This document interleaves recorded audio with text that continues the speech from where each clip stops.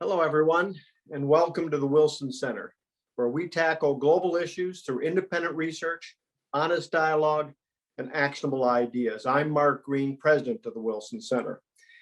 As you all know, May has been designated as Asian Pacific American Heritage Month. The Wilson Center is an enthusiastic supporter of this designation, and we're planning a series of events to celebrate Asian American and Pacific Islanders, as well as examine some of the important policy issues for the Asian American community. To learn more, please follow us on Twitter at #AAPI@Wilson. And now for today's event. People of Asian descent have made major contributions to the US throughout our history. And yet, sadly, those contributions have so often gone unrecognized. What a tragedy. Many of us are aware of how many Japanese Americans fought valiantly for the cause of freedom in World War II. These courageous soldiers helped to make the 100th Infantry Battalion the most decorated unit in US military history. But too few know of Chinese-born physicist, Dr. Chien-Shiung Wu, who was instrumental in developing American expertise in atomic science during the 40s and 50s, or of Japanese-American Yuri Kochiyama and his civil rights work, extended to causes impacting the Black, Latinx, and Indigenous peoples community, but also successfully campaigning for a formal US government apology for the internment of Japanese Americans during World War II.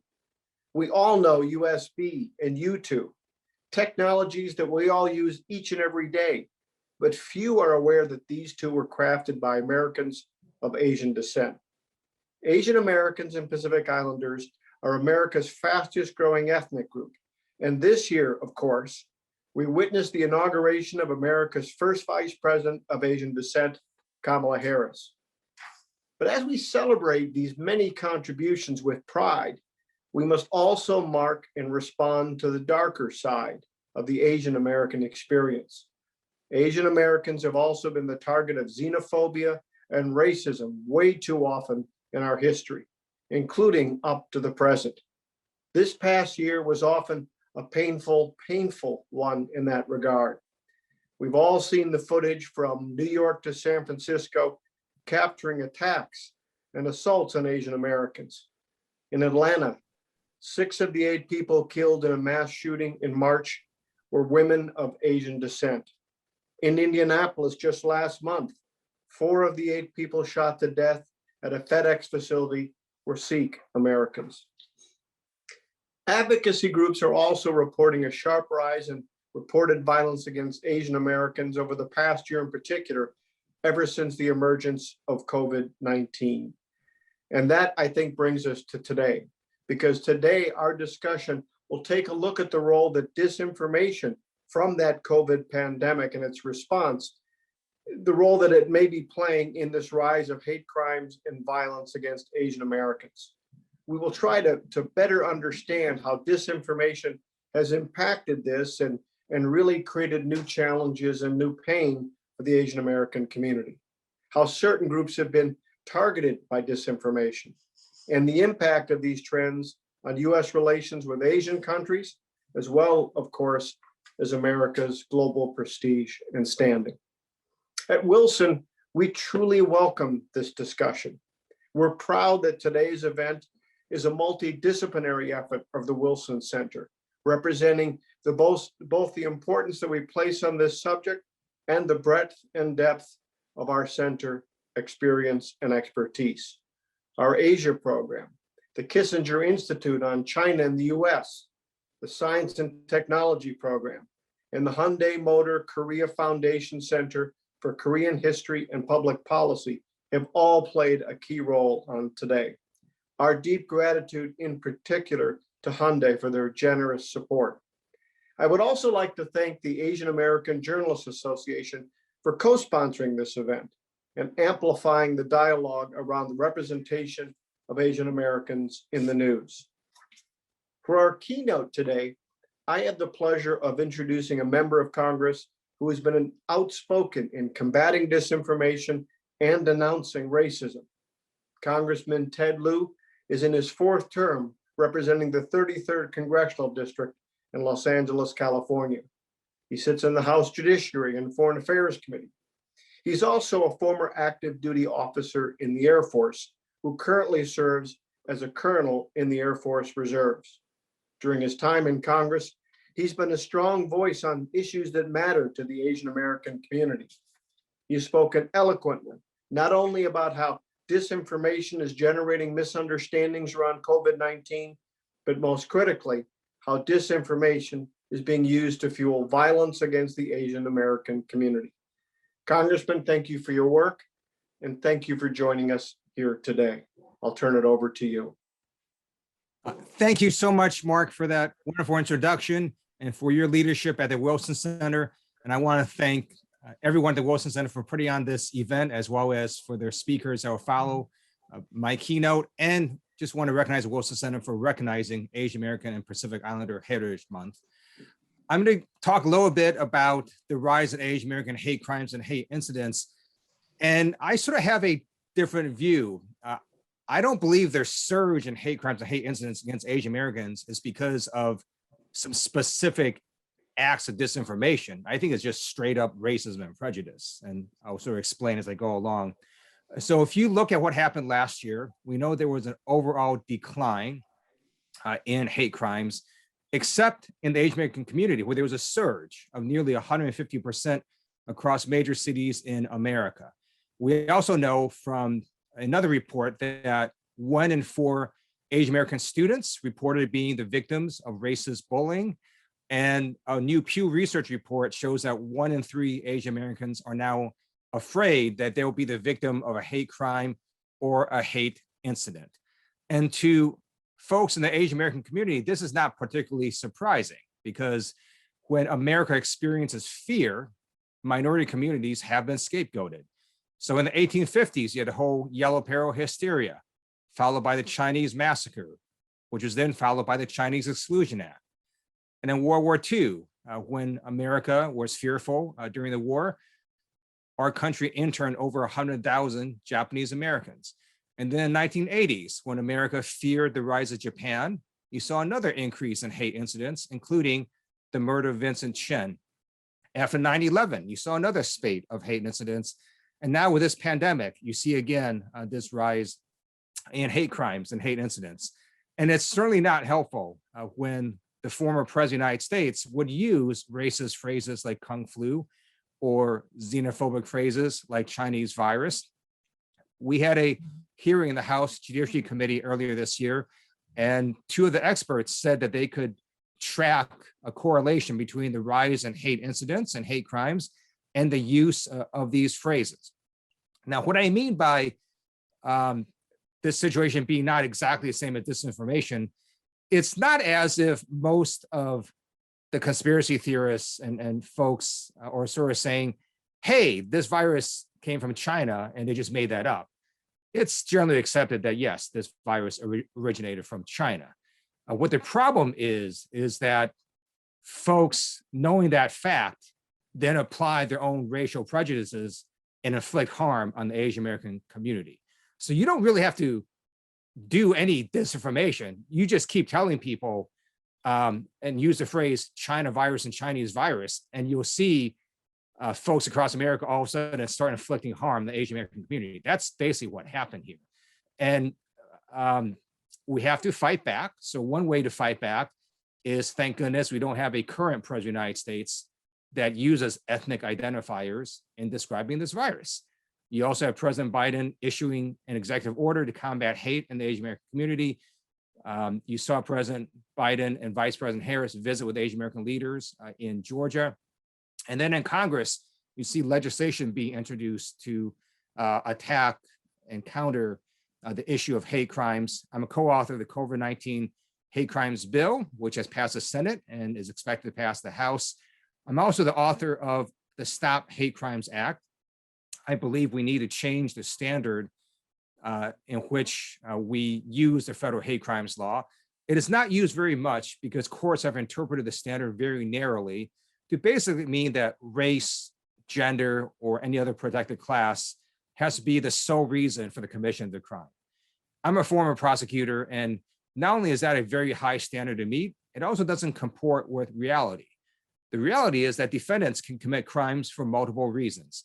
So I introduced legislation with Congresswoman Lucy McBath that changes the standard to say that if race, gender, religion, or any other protected class is a contributory motivating factor, then you can charge the federal hate crimes law. It's our view that race or any other protected class should not be any factor in any crime for any reason. Now, getting back to information and disinformation, one of the reasons that you see a certain kind of hatred and discrimination against Asian Americans is from something I call the foreigner syndrome, that when someone looks at me, their first view is that I'm not American, or I'm a second-class citizen, or that I'm not of this country and I have dual loyalties in another country. And this isn't even just from conspiracy theories or sort of, specific disinformation memes. This is embedded in our own government, right? In World War II, Americans who were of Japanese descent were interned because of the view of our government that somehow a Japanese American had a connection to the government of Japan. And that's just totally false, but that was the view. It was just straight up prejudice and racism. And even now in our own government, we have something called assignment restrictions, as some of you may be aware of. So for example, in the State Department, assignment restrictions literally tell a State Department employee certain countries that they cannot work on. To me, the whole concept of assignment restrictions is bizarre. It's basically saying, you know what, we trust you somewhat. So my view is, if you don't trust the State Department employee to work on a certain country, you should just fire that person. Because really, are we going to have a bunch of people in the State Department? Literally, a bunch of people had these assignment restrictions where we think we can't really trust them. But in any event, this is happening in the State Department. And you may have seen Representative Andy Kim, who disclosed earlier this year that when he was in the Obama administration, he was given an assignment restriction that said he couldn't work on issues related to South Korea or North Korea. And he couldn't figure out why, other than his last name. And so what happens is our own government has this view that basically, if you're Asian American, we're going to hold you to a higher standard of suspicion, that we're simply going to assume that you might have a loyalty to the Chinese Communist Party simply because of your race or ethnicity. Now, I'm working with the State Department to try to get them to be more transparent about assignment restrictions, to give better appeals processes for it. But we have to just even think about the entire concept of it, because it's really sending the message that we don't really trust you wholly because of your ethnicity. So again, I'm not sure this is exactly disinformation. To me, a lot of it is just straight up prejudice and straight up racism, where even our own government fails to make the distinction between an American who happens to be Asian versus a foreign country. And then you see this even in Congress. We had a hearing earlier this year in the House Judiciary Committee on violence against the Asian American community. And the very first speech from the ranking member on their committee, Congressman Chip Roy, talks about the Chinese Communist Party, talks about how the real enemy is China. So it's fine to talk about the Chinese Communist Party, but why are you talking about that in a hearing on violence against Americans who happen to be Asian? Congressman Roy was directly making this link between Asian Americans and the Chinese Communist Party of China. There is no link, right? I mean, Americans who happen to be Asian have nothing to do with the Communist Party of China. And so part of this is just sort of fighting back against a view and a perception of the world that not only do some Americans hold, but our very own government. And so look for the work in the Wilson Center on these issues. I think this also creeps into security clearance issues as well. I have met with a number of Asian American employees who believe they were denied a security clearance because of their race or ethnicity. And as we see essentially a heating up of the rhetoric between the US and China, I think this situation could get worse. And it's my hope we can counter this with factual information and really drive home the link that you have to view Asian Americans as you would view any other American, which is they're Americans and they have no links to foreign countries, and you should not assume that, just as you wouldn't assume that an Italian American somehow has loyalties to Italy over the United States. So with that, thank you for inviting me to speak, and look forward to working with you to make America a more perfect union. Thank you, Congressman Liu, for being unflinching and forthright in speaking up about what you call straight up racism. My name is Jean Lee, and I'm the director of the Hyundai Motor Korea Foundation Center for Korean History and Public Policy here at the Wilson Center. I'm also a journalist. I currently co-host a podcast called The Lazarus Heist on the BBC World Service, and this is about the cyber threat from North Korea, a country I covered for many years. But I have to say, long before I became a foreign correspondent in North Korea, I wrote my graduate school thesis on media portrayals of Asian Americans and the impact that US legislation had on Asian American identity. And this was well before disinformation and misinformation became terms that we are so familiar with. So frankly, I didn't need to know those terms to know that history, foreign policy, and media portrayals affect how I am seen. I grew up in the shadow of the Vietnam War during the era of Long Duc Dong, for those of you who are also children of the 80s.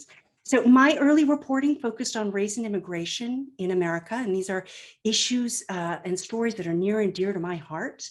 And while I wish violence had not compelled us to organize this event, I am grateful to be in a position to help bring this discussion to you and the Wilson Center audience. So I am delighted to introduce you three really brilliant and insightful speakers to expand what Congressman Liu and Ambassador Green have so well laid out about the intersection of race, disinformation, and the pandemic.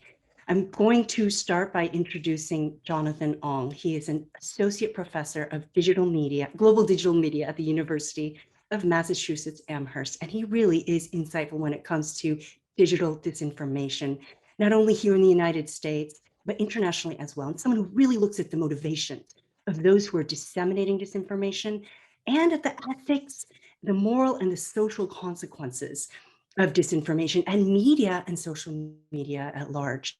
And then we will have Michelle Lee. She's a Washington Post reporter who covers the State Department and diplomacy. She also serves as president of the Asian American Journalists Association.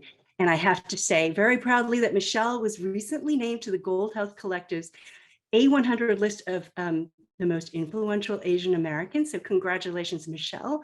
And I want to take a moment to underline our thanks to AHAA. This is an organization I've been a member of since I was a college student. And we are so proud to have AHAA co-sponsoring today's event. And then we have our very own Ray Zhang. She's a program associate at the Kissinger Institute here at the Wilson Center. And she's just been great discussing the intersection of foreign policy and the pandemic. Really enjoyed her writing and her comments and also the drawings that she's putting up on her social media. So I'd really like to ask each of you to share your insights or reactions to what Ambassador Green and Congressman Liu has said today and what we've heard so far. And then we'll move into the Q&A. So please send in questions that you have for our speakers. You can email those to stip@wilsoncenter.org or to asia@wilsoncenter.org. I hope I got that right. Or via Twitter @Wilson STIP or @Asia Program. We'll try to get to as many as we can, but I think this will go very quickly. We have a lot to unpack. So I would like to hand over first to Jonathan Ong. Thank you so much, Jean, for the introduction. Thank you, Wilson Center, for having me. It's an honor to be here. So as Jean mentioned, I'm a communication researcher, and I've written about disinformation in international and domestic US contexts. My area expertise is Southeast Asia.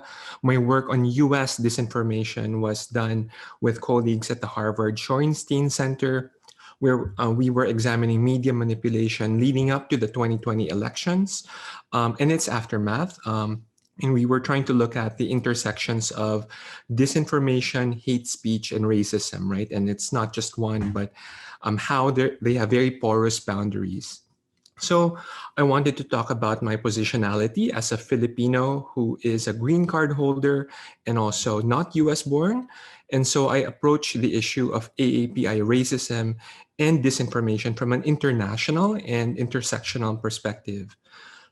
And I think from this standpoint, I think it's important that the community response behind hashtag Stop AAPI Hate must be built on broad coalition building, mindful of the diversity behind AAPI, and also must take on a multi-dimensional approach in our community organizing and also in our research. So while I'm a communication researcher interested in what's new, so what is contemporary, what is new in the digital expressions and operations of racism. But I'm also an ethnographer that analyzes how digital hate speech is really much embedded in historical structures of racial oppression. And I resonate so much with what Congressman Liu said earlier about the historical dimension of race and racism. So for me, research requires these two layers of analysis. So an account of what's new, how racism today can cloak itself using humor or irony in contemporary meme warfare. We need to also account how hate speech, right-wing ideology might travel internationally through social media. But we also need sociological and historical perspectives, nuancing how racism and also internalized racism are experienced by AAPI communities in our ethnic diversity, our sociolinguistic differences, our class differences. It means also having to take stock of our various communities' political predispositions in different proximities to conservative ideology. And I think both levels of analysis are important such that the interventions we might put forward are appropriate and careful, that we also don't do any knee-jerk blaming of social media platforms as the sole cause of these events. Also, for not also creating new forms of policing or forms of intervention that might further anti-Black sentiment. And I think we're very much worried about that, me and my colleagues. So I'll just share with you highlights from two pieces of research that I've personally conducted. One about the international networks behind anti-China hashtags, and also about US domestic social media manipulation that try to recruit Asian communities toward right-wing ideology. So for the first project, my colleagues and I at Harvard's Shorenstein Center are interested in the networks behind hashtag Chinese virus. So if you recall, this was a popular Twitter trending hashtag from March to May 2020, and it trended globally. And we're interested in the phenomenon of strange bedfellowism that link three seemingly disparate groups in geography, ethnicity, and identity into one network of blaming and othering on Twitter. So we uncovered three main clusters. One is the US right-wing influencers, politicians, and US right-wing media. Number two large cluster is India nationalists, pro-Modi politicians, and journalists invested in blaming China, but also scapegoating Muslim minorities for spreading and distributing the virus locally. And number three, Hong Kong pro-democracy and pro-independence activists. In each cluster was invested in blaming China for the virus and various expressions of aggression or hate or parody. And I think it's a very grim picture of how anti-Chinese hate speech has impact not just domestically, but internationally. And we need to also think about how some of these expressions and the politics of naming are sometimes justified as gestures of political resistance or weapons of the weak, as I've called it in my analysis. So the key question in this research that I'm currently grappling with and I want to ask you folks is that, is it also really strange bedfellowism at work here when current US foreign policy continues to shore up some form of aggression with China? And another question is about the responsibility of platforms. So what explains their failures to deplatform these racist hashtags that went viral globally? Should we have compelled and lobbied platforms to do more? So the second piece of research that I want to share with you very briefly, but I think it's super important, is racially targeted disinfo to Asian Americans and also younger Asian Americans. So this involves online news sites, Facebook groups, Facebook pages, Instagram and TikTok influencers targeting Asian Americans and recruiting them toward more extreme right-wing ideology. So my colleagues, Joan Donovan, Brian Friedberg, and I had previously written about the rise of memes that celebrate Asian American vigilantism, toxic masculinities, and gun ownership in the wake of Black Lives Matter protests last year. And in light of recent anti-Asian hate crimes, these online groups reactivated these memes with the message that Asian Americans, you are your own first responder. You should carry a gun. Nobody else is going to protect you. And they really prey on Asian people's state of fear and confusion, while also stoking long existing anti-Black sentiments within AAPI communities. And of course, there's a historical disinfo narrative here, the Asian model minority myth, right, which serves to drive a wedge that prevent allyship. And we're very much concerned about the rise of pages on Instagram and Facebook that claim to archive Black on Asian hate crimes with very aggressive and misleading frames, occasionally using cheap fake videos or decontextualized videos. So repurposing old videos and claiming that these are recent events. And they advance a crime wave frame to recent events that would promote harsher policing. So there's various conspiracy theories, including how Asian people should not trust mainstream media and that they are underreporting Black on Asian hate crimes. And for me, the final question that I ask is, we need to really understand how disinfo works, where it comes from, and who funds it. We need to know how disinformation can sow confusion, create divisiveness, and create enemies and scapegoats. But of course, this info only works because it activates our community's deep stories, anxieties, and fears, and we need to confront those too. So thank you. Thank you so much, Jonathan. And now I'd like to turn to Michelle Lee. Thanks, Jean, and thank you to the Wilson Center for this important discussion. As Jean mentioned up top, I'm a reporter at the Washington Post and the president of the Asian American Journalists Association. And today I'll be speaking in my capacity as AAJ president and tell you some about our work. AAJ was founded 40 years ago to support and represent Asian American Pacific Islander journalists and to ensure that AAPI communities are being covered accurately and fairly in media coverage. We now have more than 1,800 members across the US and in Asia. Our work countering misinformation and disinformation around the coronavirus and the ongoing violence against Asian Americans really started back in January 2020, long before Americans imagined coronavirus to be a real threat to our daily lives. We started paying close attention to how US outlets were covering the virus and found concerning uses of language and images that fueled xenophobia and racism, which was already emerging at the time.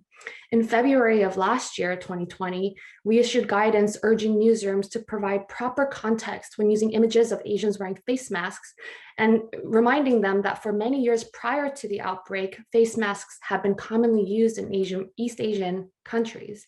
We urged them to stop using generic images of Chinatowns in the US to illustrate the virus.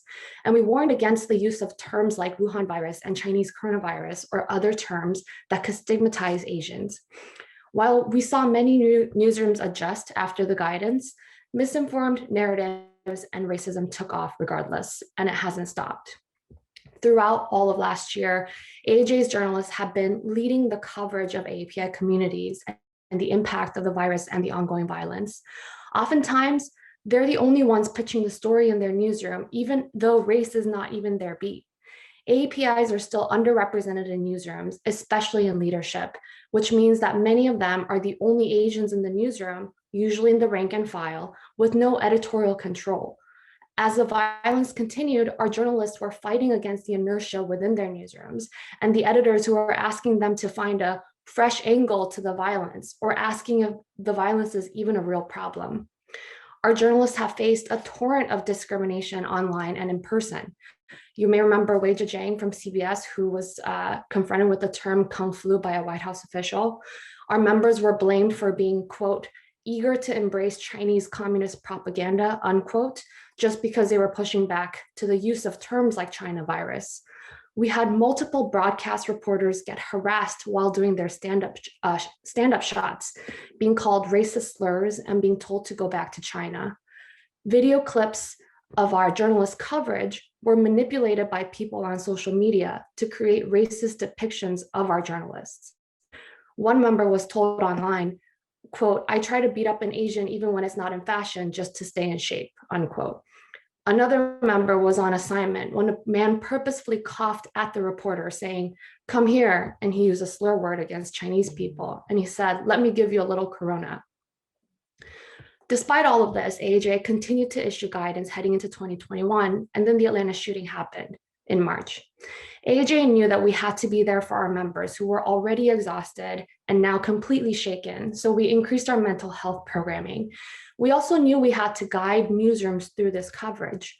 When we saw newsrooms rush to quote the local sheriff, who said that the shootings were not racially motivated because the suspect said it wasn't, we knew that we had to teach the public about the long history of racism, sexualization, and sexualized violence against Asian women in this country. So we quickly came up with the guidance with research and context to counter the misinformed narratives. And we even issued a pronunciation guide video for the names of the victims in Chinese and Korean to help journalists get it right. And the video was viewed more than 870,000 times. Our work reached Americans far beyond journalism. AAJ's website crashed within 20 minutes of issuing our Atlanta guidance, and that was the first time our website crashed in a decade. Later, we found out that not only were newsrooms circulating it company-wide, it was being distributed throughout college alumni networks, public policy organizations, and broadly among Americans who were just searching for the terms and the framing to make sense of what was happening. And lastly, to pull back, I would say that the past year has shown us that as a journalism industry, we're not well equipped to cover our communities carefully and thoughtfully. Whether it's intentional or not, there's a strong tendency to fall back on misleading framing and racist tropes about AAPI communities. And as we've seen, this can lead to real mental and physical consequences on our journalists and our broader community. That makes the work of AJA journalists that much more important. We need more AAPIs in news and more AAPIs quoted as experts in news coverage to be a part of making sure that the narratives shaped about the communities are accurate, fair, comprehensive, and thoughtful. So I want to make a plug for the attendees here, especially the experts who are willing to speak with and interact with the media. Please join AAJ Studio, which is AAJA's Speakers Bureau for AAPI professionals. The unofficial tagline is we want to give newsrooms no excuse not to quote an Asian, and it's at aajastudio.org. So thank you again for having me, and I'm looking forward to the rest of the conversation. Thank you, Michelle, for some of those really chilling examples of what journalists are facing. But also, I think you make a very important point about the need to diversify and put Asian American, one of the things I did as a journalist was make sure that I had diverse voices quoted in my stories, because it's not just a certain demographic that can be an expert, right? And so this makes it, I'm so proud that we're having this panel, because I have to say it might be the first time I've seen an all Asian American panel at the Wilson Center, and I'm including you, Jonathan, in that description. I'd like to turn now to Ray. Thank you so much, Jean. And I'm delighted to join this conversation that's really touching on both the domestic and the international dimensions of COVID-19, racism, and disinformation. As somebody who primarily does research on the US-China relationship, one of the biggest distinctions of looking at an issue at the scale of COVID-19 is that we have the problem of these conversational silos where domestic and international dimensions of the pandemic kind of talk past each other. And I say this because COVID-19 is an international story. It's a disease that has spread across the globe. It's also been a story of different state actors. So throughout this, we've seen this has been a test of government responses, but in regards to, the Asian diaspora in the United States, what has resulted is that they're situated in a very ambivalent place with regards to immigration, with regards to how safe they feel, and with regards to the cultural tensions that Asian diaspora people are seeing on a day-to-day basis, not only from other people in their community, but also by state actors, so law enforcement, local elected officials, and federal elected officials.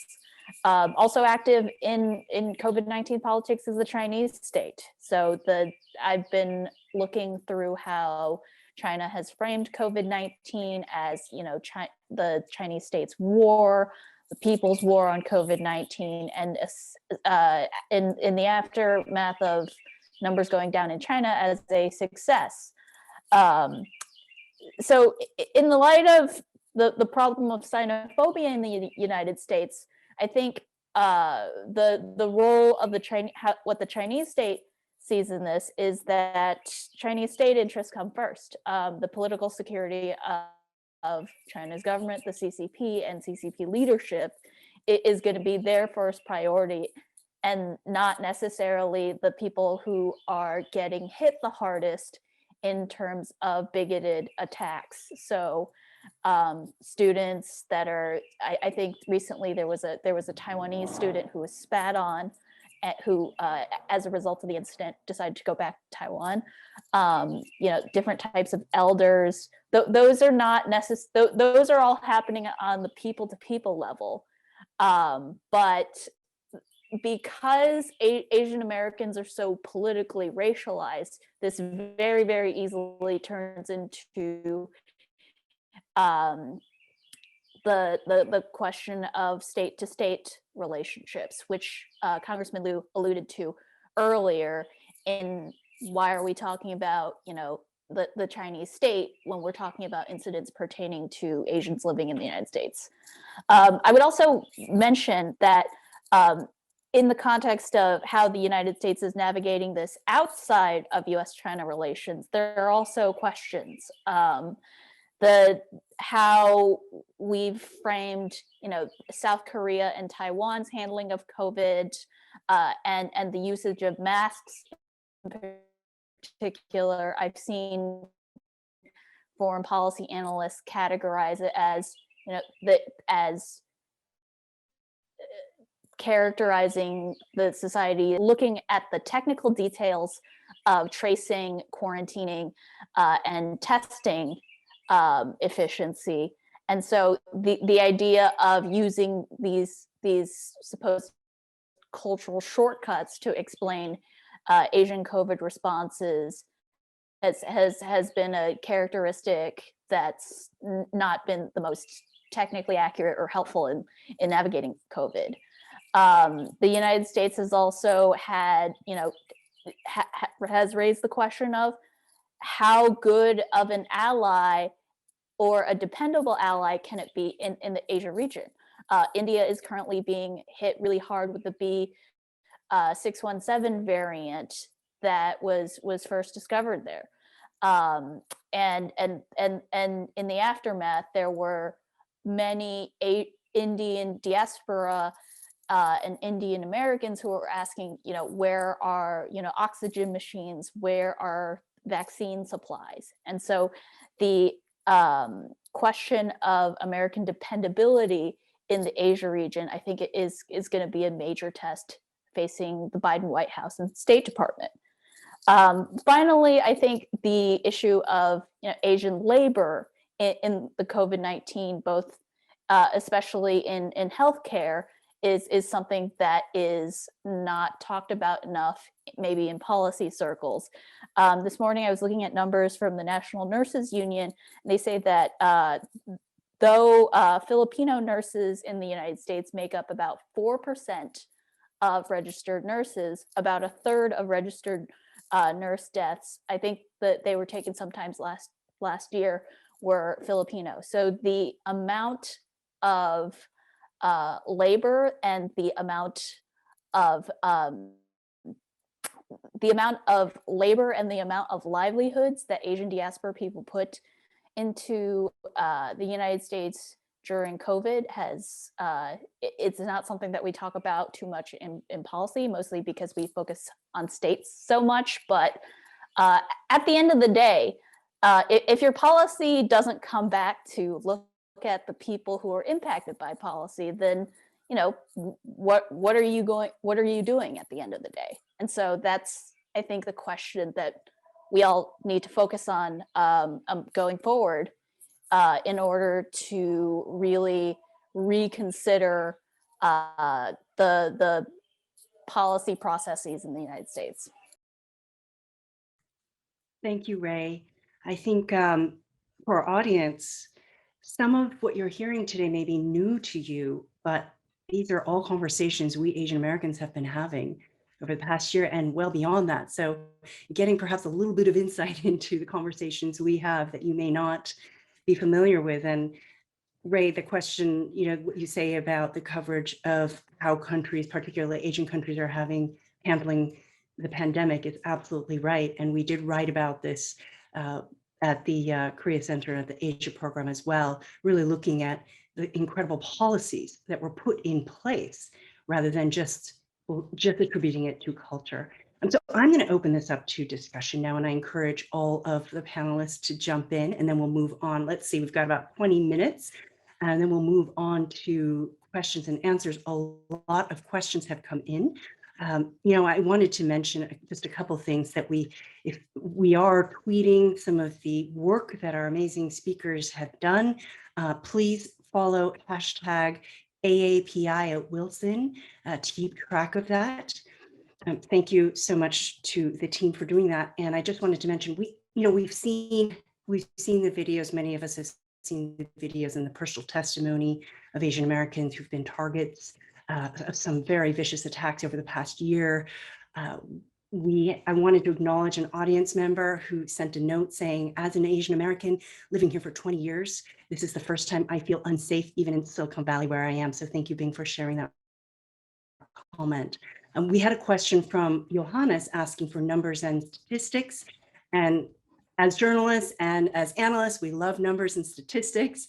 I wanted to mention that there are some groups that are tracking this. Stop AAPI Hate is one of them. And I think if you search Stop AAPI Hate reports, I believe you'll find those reports that are tracking violence online, and we'll find a way to post them to the Wilson Center site and our social media as well. I think a couple of our speakers brought up some interesting points, the importance of learning and acknowledging our own American history of racism toward Asian Americans. It's often overlooked, sometimes in the context of painting Asian Americans and Pacific Islanders as the model minority. And Jonathan, I'm going to ask you to comment a bit more about this because you touched on it, but didn't have time to go into detail. But I want to acknowledge a few questions that have come in. Lori asked us to address this history of anti-Asian American racism. Her question is, would you please include something about the history and the roots of anti-Asian racism in the US dating from the 19th century? And I'm just going to plug another event that we'll have as part of our AAPI Heritage Month, and that's on May 25th. So please join us then, because we will bring on board some historians who will help us understand the history, make it clear to us what we need to know about the history. So I'm going to start first. I might actually, Michelle, kick this to you, because I did see and I did watch an event that you hosted for the Washington Post Live with both Helen Zia and Erica Lee, if I'm right. But is there something that came out of that discussion that you can share with us about the importance of learning our own history, and for not just us as Asian Americans to learn that history, but for all Americans to understand what our history is? Absolutely. I've been realizing this a lot, especially over the past several months, where even as an Asian American journalist who is interested in these issues, I have so much more learning to do. And I did a little bit of like informal checking mentally of when I learned what in school. And that's been coming up a lot too, which is how much of this is actually taught in our schools as a part of our formal curriculum. I think it's really important for especially journalists to understand as we cover these, the recent attacks, is that violence and harassment and racism against Asians in this country dates to the arrival of Asians in this country, the Chinese Exclusion Act, and onward. And over the entirety of our time here, we have faced different eras and different types of violence and harassment. And it's important to contextualize that this is not just a surge in attacks, not just one-off incident around COVID, but it's actually a part of our longer history. And to shed light on that, to contextualize it, it's so important. And for some people, it may be the first time that they realize they hear that, or maybe they're reminded that they learned about Chinese Exclusion Act a long time ago. So doing that research and the need to talk about it more was really what I've been taking away from all of these conversations, especially with historians. I mean, I keep learning of new legal cases every time I talk with historians, and I think it's so important to keep that in mind. Do you have any good resources that you may want to share? I'm just thinking PBS was streaming their excellent documentary about Asian Americans. I believe it's a 4-part history. Hopefully that's still being streamed on PBS. Is there anything else that you want to recommend that you've come across? Well, I've actually been reading a lot of Erica Lee's work after speaking with her, and of course Helen Zia. Eileen Chow is a historian I've been talking to recently, and she's been really helpful in framing the Asian American identity. Journalist Jillian Yang, national editor at the New York Times, recently wrote a book about the beginnings of the National Immigration and Nationality Act, and that has a lot of important history that led up to just like the formations of immigration law. So those are some resources I'd recommend. And Jonathan, I want to bring you into this discussion to talk about how the model minority, explain what the model minority myth is, where it comes from, how it impacts how we're seen. And also, I want to just read a question as you think about that, a question that came up from Francis, who asks, what are the differences between the type of racism and race-targeted misinformation involving Asian and Black communities in the United States? And we did have another question on that same topic. So I'd like for you to tackle both the model minority myth and also the complicated nature of racism toward Asian Americans in the United States. Sure. Thanks so much, Jean. So yeah, just to preface that I'm not a historian and I'm a communication researcher. But from what I understand, right, and I can also direct folks to the work of Henry Yu in the University of Houston, who's talked about this more extensively. So how the model minority myth was perpetuated during the civil rights movement. And this is really a narrative which is very strategically used, right? Like, and the purpose is that it served to drive divisiveness and a wedge, and like to break potentials for solidarity between communities of color. And here, it's using Asian Americans as an example of excellence and economic success, that by working hard, by just keeping your head down, not raising a ruckus, you're able to achieve the so-called American dream, right? And this is used also to target and create divisiveness with Black communities. And this is disinformative in that it's premised on very misleading presentation of economic success. Asian Americans, if you look at actual statistics, would be the most economic disparate group in the United States at the moment. So it's a very outdated narrative, and it's being repurposed and rebranded online. And I think that's what my current research is also trying to get at, about the memification of the model minority myth, right? That by by just protecting yourself, also touting educational attainment and Asian excellence, that you are in a way better than other minority communities. And we see these in some kinds of jokey memes on Instagram or even on TikTok. And they're trying to recruit younger people into buying into this narrative. So there's a repurposing of it in contemporary times. And so that's my question, my answer to the model minority myth. The second question is about the difference between racially targeted disinfo to Black communities and to Asian American communities. And I think that's a great question to bring into the discussion. In academic circles, these kinds of research are often done in silo. So researchers like myself would be trying to look at the disinfo targeting Asian American communities, and there's so much diversity here, right? Also in terms of ethnic and linguistic differences, and race research also speaks about this, about how it's important to track what is being peddled in Vietnamese online communities, for example, and the kind of language games that happen there, and it's different from Chinese language WeChat, for example.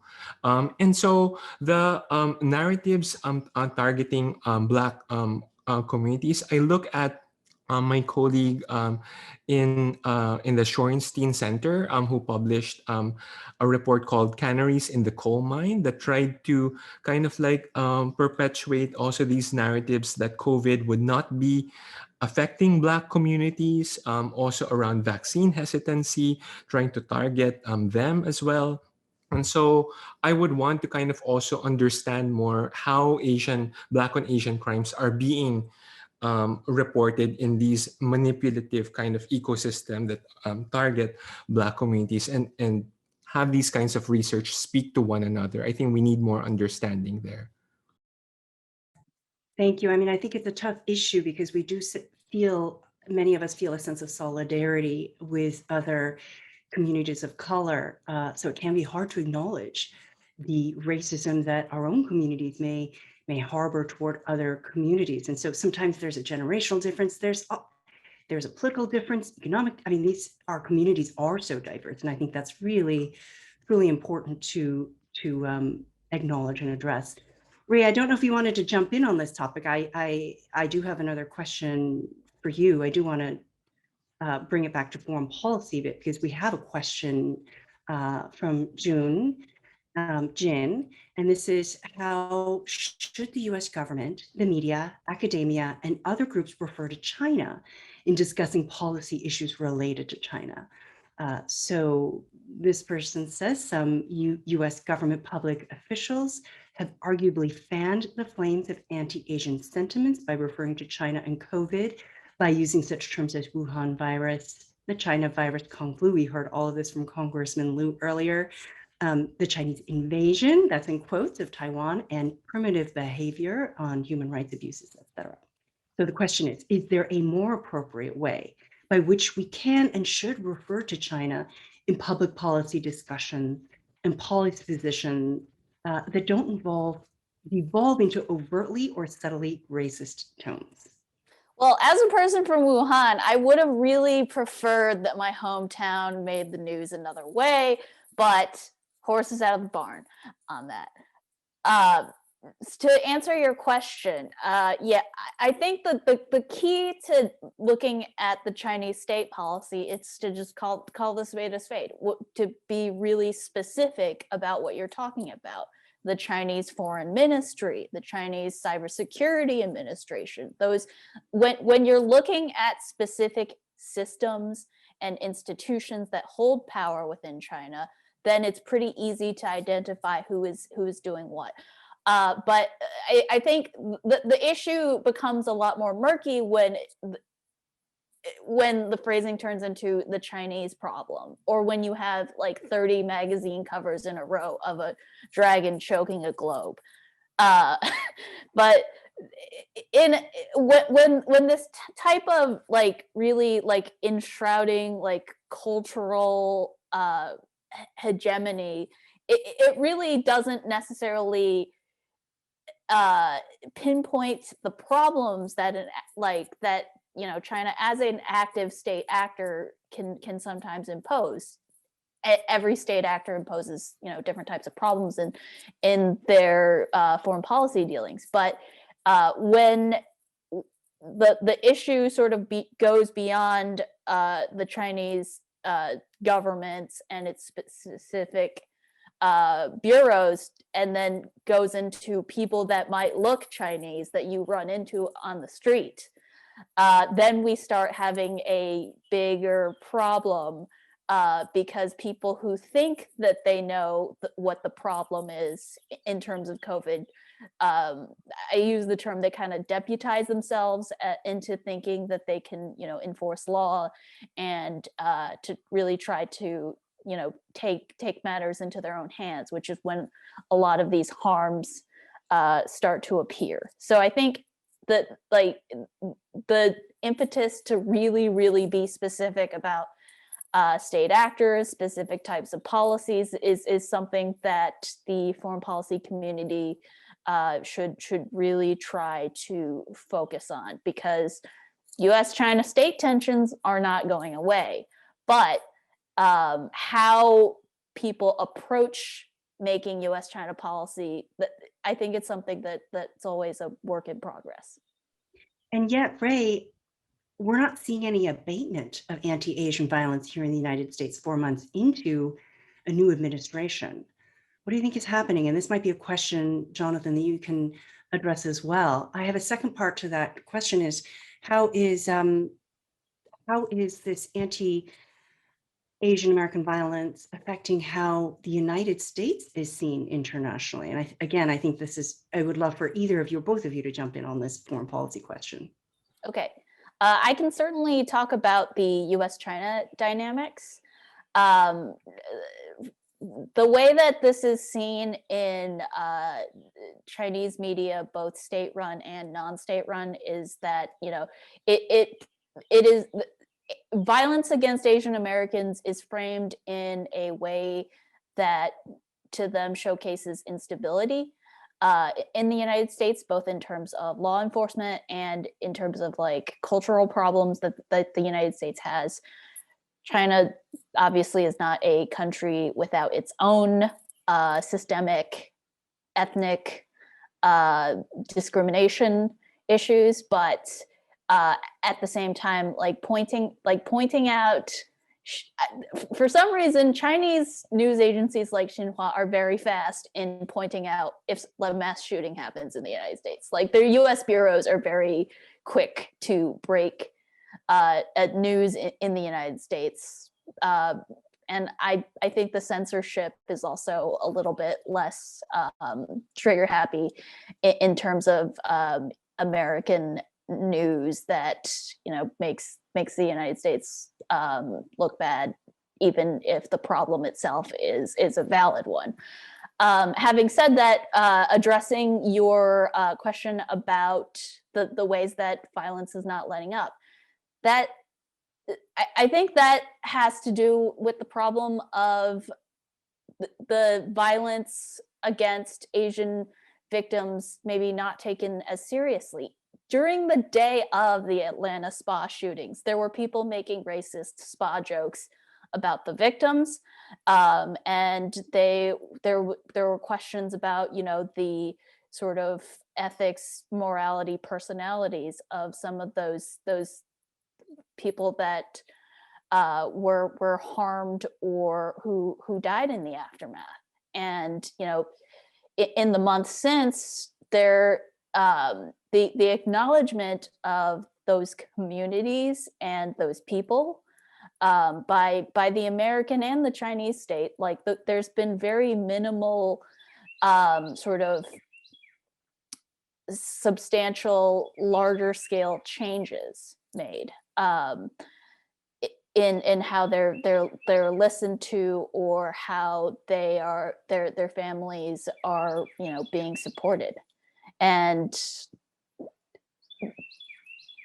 it doesn't matter what kind of foreign policy we have in the aftermath if the communities of Asian descent in the United States feel unsafe and unsupported. So your birds have a lot to say on this.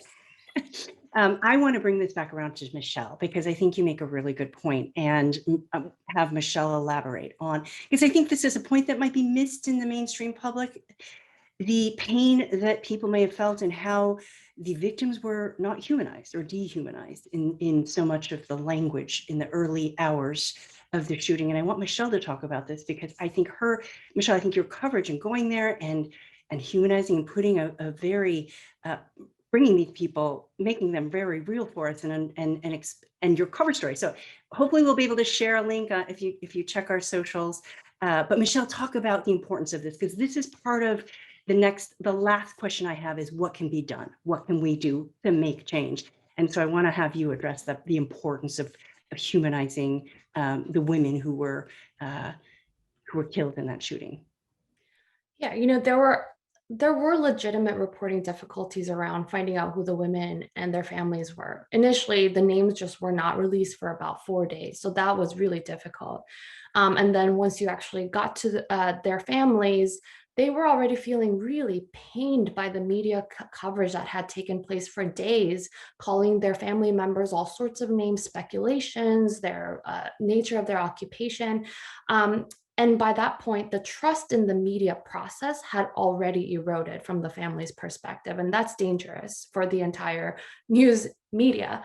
And it's especially the case with, Asian American communities who may not have interacted with media on a regular basis, or may not have the language proficiency to feel comfortable to talking with media. So that was really, from the family's perspective, it was a really awful process to go through, being contacted by media and being treated really just dragged through the mud in many ways. I think moving forward, there really needs to be some sort of cultural competency training for newsrooms around year-round. It can't be done on a breaking news situation. And because the cultural competency around different communities is so different, we should be training our journalists and our editors and all of the news managers to understand how different communities interact, what their cultural boundaries are, limitations are, how to approach them, what context to keep in mind when you talk with them, have language resources on hand. I can't tell you the number of national outlets that asked me for a Korean-speaking freelancer in Atlanta. And I put out a huge call out there and I couldn't find enough to help enough news outlets. And that's a problem. These news outlets should be cultivating those resources themselves rather than trying to find them on a pinch in a breaking news situation when every single outlet is trying to do the same. There's so much more that can be done and should be done from a news coverage perspective, in terms of training our journalists, teaching them how to react in these situations, and just conveying empathy that's needed in order to tell these stories well and treat the victims and their families with humanity and care. Thank you, Michelle. And I did want to point out that we did get news this week that the suspect in those shootings will be charged with hate crimes. And so I wanted to highlight again what Congressman Liu said about the Senate passing the COVID Hate Crimes Act, introduced by Senator Mazie Hirono of Hawaii, that passed with overwhelming bipartisan support just a few weeks ago, now goes to the House. So it'll be interesting to see, as complicated as it is to convict for hate crimes, how this might affect the spate of violence against Asian Americans. There's far too much here to discuss in an hour, but I hope that we can continue these conversations, and not just during May, Asian Pacific American Heritage Month. So I want to thank Ambassador Green for his opening remarks, and Congressman Liu, of course, for his keynote address and for his support and work in always being persistent with these issues, and to our superstar speakers for all of their insights, and to AAJA for its partnership and the work it's doing to make sure that our coverage of Asian Americans is balanced and nuanced. And also to my colleagues at the Science and Technology Innovation Program and the Asia Program for collaborating with us on these events here at the Wilson Center. So join us again on May 25th. We're going to have a discussion on how Asian American communities are moving forward from hate. And that will be moderated by my Asia Program colleague, Shihoko Goto. And also follow us on #AAPI at Wilson. And so with this, I'd like to ask everyone to take care and stay strong. And thank you so much.